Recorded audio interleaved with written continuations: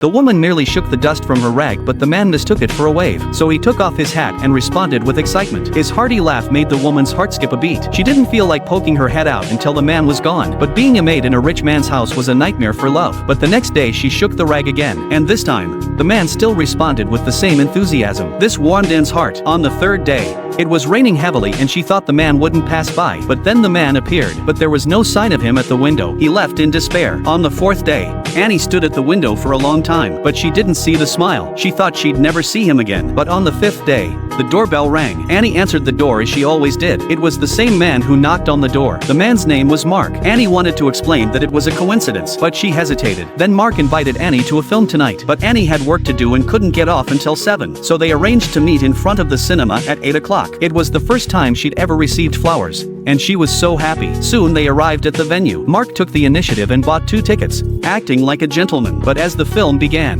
he slowly put his hand on Annie's shoulder. I guess a lot of people's love begins with a film. Soon it was the 6th day. Annie asked Mark to go somewhere with her. She even fixed his tie for him, so she was taking him to meet her parents, and Mark wasn't shy, and so the day passed without a hitch. But what he didn't realize was that when Annie asked to go to Mark's house, she was refused. He refused because he was too poor, and the streets were dirty. Annie didn't take it personally and made a bold decision. The next day she resigned. She was going to marry Mark. The noblewoman had a disdain for love, but when she saw Anne and Mark in love, the word jealousy was written all over her face. Then they went to a new neighborhood. The house they had bought in installments over 30 years was their wedding home, but after seeing it, they realized it was worth it. The house is very spacious with huge floor-to-ceiling windows. In the bathroom, there was a bathtub and a toilet with a manual flush. But in Annie's mind, she had already planned a children's room, and there was a garden at the back of the house. The two of them hugged happily and looked forward to a better life. By the 8th day, they were ready to get married. For the rest of the day, Mark worked hard outside and kept the house in good order. They lived a quiet and sweet life. But one day,